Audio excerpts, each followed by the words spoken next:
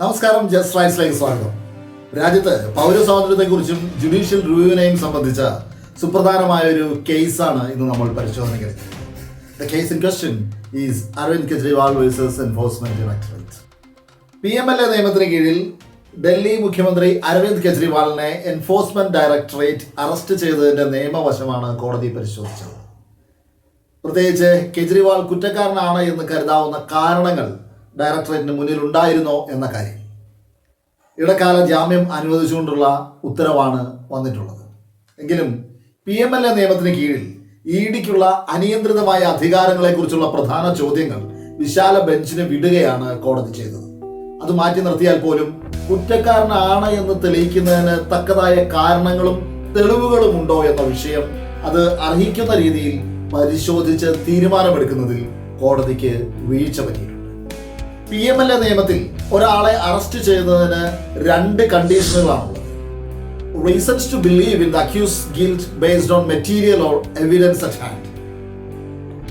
Second, necessity of arrest.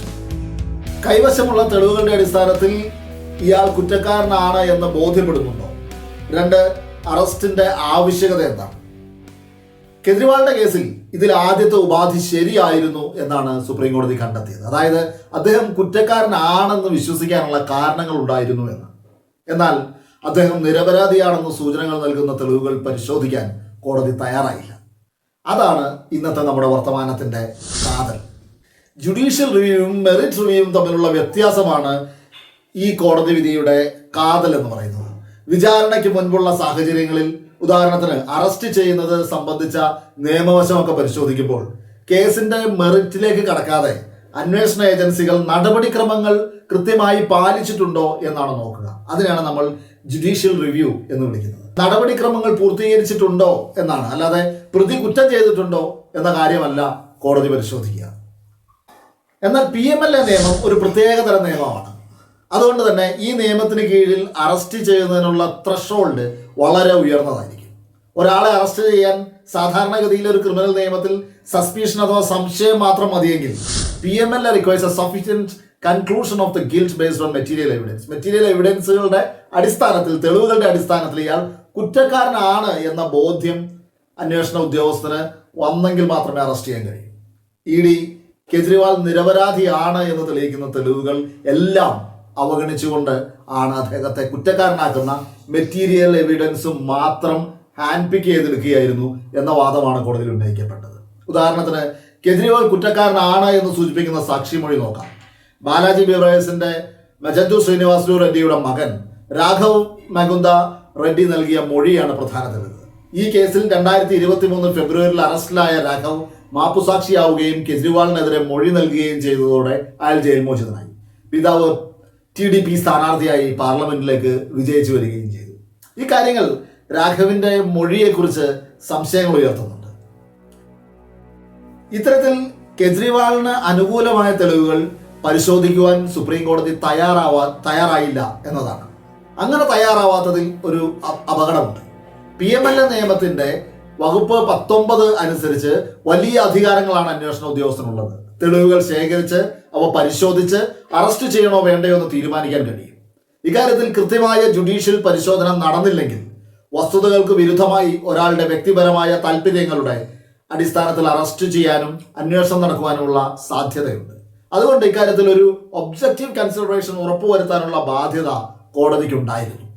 Actually പാരം നാരായൺ അഗർവാൾ, പ്രതാപ് സിംഗ് എന്നിങ്ങനെ 2-3 supreme കോടതി വിധികൾ ചൂണ്ടിക്കാണിച്ചുകൊണ്ടാണ് പരിശോധനയെ പരിമിതപ്പെടുത്തുന്ന നിലപാടിലേക്ക് കോടതി എത്തിച്ചേർന്നത്. എന്നാൽ ഈ കേസുകൾ അറസ്റ്റ് നടക്കുന്നത് അന്വേഷണ ഉദ്യോഗസ്ഥന്റെ വ്യക്തി താല്പര്യങ്ങൾക്ക് വിധേയമായി അല്ല, സബ്ജക്റ്റീവായിട്ടല്ല, കൃത്യമായി ഒബ്ജക്റ്റീവായി വസ്തുതകളുടെ അടിസ്ഥാനത്തിൽ എന്ന് ഉറപ്പുവരുത്തുന്ന തരത്തിലുള്ള കണിശമായ പരിശോധന ആവശ്യപ്പെടുന്നവയാണ് എന്നതാണ് യാഥാർത്ഥ്യം.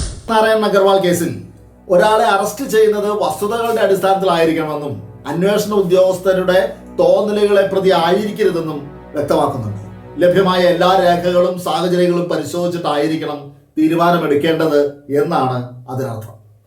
അതുപോലെ തന്നെ പ്രതാപ് സിംഗ് കേസിൽ കുറ്റവാളി എന്ന് വിശ്വസിക്കുന്നതിന് കയ്യിലുള്ള രേഖകളും വസ്തുതകളുമായി യുക്തിഭദ്രമായ ഒരു റാഷണൽ നെക്സസ്, യുക്തിഭദ്രമായ ബന്ധം ഉണ്ടാവേണ്ടതുണ്ട് എന്ന് കോടതി പ്രസ്താവിച്ചു.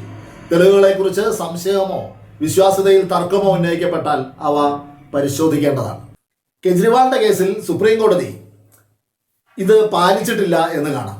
വസ്തുതാപരമായ എല്ലാ തെളിവുകളും അഥവാ കടന്നു വന്ന സാഹചര്യവും പരിശോധിക്കാതിരിക്കുക വഴി വസ്തുനിഷ്ഠമായ പരിശോധനയ്ക്ക് പകരം ആത്മനിഷ്ഠമായ സബ്ജക്റ്റീവായുള്ള തീരുമാനങ്ങളിലേക്കാണ് എത്തുന്നത് എന്ന വസ്തുതയ്ക്ക് വരെ കോടതി കണ്ണടയ്ക്കുകയും അത്തരം തീരുമാനങ്ങളെ അനുവദിക്കുകയുമാണ് ചെയ്തത്. ഇത് കുറ്റാരോപിതരുടെ സാമാന്യ നീതി നിഷേധിക്കുന്ന പ്രവൃത്തിയാണ്. അറസ്റ്റിന് ഉയർന്ന മാനദണ്ഡം ഏർപ്പെടുന്ന PMLA നിയമത്തിന് പിന്നിലെ ലെജിസ്ലേറ്റീവ് ഇന്റന്റിന് കൂടി ഇത് വിരുദ്ധമാണ്. മറ്റു നിയമങ്ങളിൽ നിന്നും വ്യത്യസ്തമായി അറസ്റ്റിന് ഉയർന്ന ഒരു ത്രെഷോൾഡ് നിശ്ചയിക്കുക വഴി പൗരാവകാശങ്ങൾ സംരക്ഷിക്കുക എന്ന ഉദ്ദേശം പാർലമെന്റിനുണ്ടായിരുന്നു. അത് ഇവിടെ അട്ടിമറിക്കപ്പെട്ടിരിക്കുന്നു. അത്തരത്തിൽ ഒരു അന്വേഷണ സംവിധാനത്തിന്റെ അധികാര പരിധികൾ സൂക്ഷ്മമായി പരിശോധിക്കുവാനും പൗരാവകാശം സംരക്ഷിക്കുവാനും ഉണ്ടായിരുന്ന ഒരു അവസരത്തെ പ്രയോജനപ്പെടുത്താതിരിക്കുക വഴി ദീർഘകാല അടിസ്ഥാനത്തിൽ ഇത്തരം ഏജൻസികളുടെ ഏകപക്ഷീയവും ഏകാധിപത്യപരവുമായ തീരുമാനങ്ങൾക്ക് രാജ്യത്തെ പൗരന്മാരെ വിട്ടുകൊടുക്കുന്ന ഒരു സാഹചര്യത്തിന് സുപ്രീം കോടതി വഴിവെച്ചിരിക്കുന്നു എന്ന യാഥാർത്ഥ്യം നമുക്ക് മുന്നിൽ അവശേഷിക്കുകയാണ്. പാർലമെന്റിന്റെ പോലും ഇന്റന്റ് എന്ന് പറയുന്നത് ഇത്തരം കേസുകളിൽ വളരെ സ്ട്രിക്റ്റ് ആയിട്ടുള്ള ശിക്ഷാ നടപടികളും നിയമ നടപടികളും ഈ പ്രോസസ്സ് തന്നെ ഒരു ശിക്ഷയായി മാറാനുള്ള സാധ്യതകളും നിലനിൽക്കുന്ന ഒരു കേസായതുകൊണ്ടാണ് ഇത്തരത്തിൽ സൂക്ഷ്മത, അറസ്റ്റിന് പോലീസ് ഉദ്യോഗസ്ഥരെ അധികാരപ്പെടുത്തുന്ന കാര്യത്തിൽ ഒരു സൂക്ഷ്മത പാർലമെന്റ് കൊണ്ടുവരുവാൻ തീരുമാനിച്ചത്.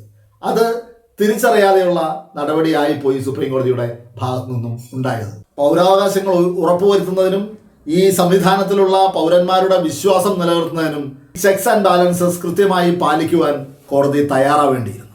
ഇപ്പോൾ കെജ്രിവാളിന് ജാമ്യം ലഭിച്ചു എന്ന ഒറ്റ കാരണം കൊണ്ട് മറ്റ് വിപുലമായ പ്രശ്നങ്ങളെ പരിഗണിക്കാതിരിക്കുക വഴി ഭാവിയിൽ ഇത്തരം ഏജൻസികൾ അവരുടെ അധികാര ദുർവിനിയോഗം നടത്തുന്നതിനെ തടയുവാനുള്ള അവസരം കോടതി നഷ്ടപ്പെടുത്തിയിരിക്കുകയാണ്. യഥാർത്ഥത്തിൽ ജുഡീഷ്യൽ ഓവർസൈറ്റും എക്സിക്യൂട്ടീവ് പവറും സംബന്ധിച്ച വളരെ ഗൗരവതരമായ ചോദ്യങ്ങൾ ഉയർത്തുന്നതാണ് ഈ വിധി.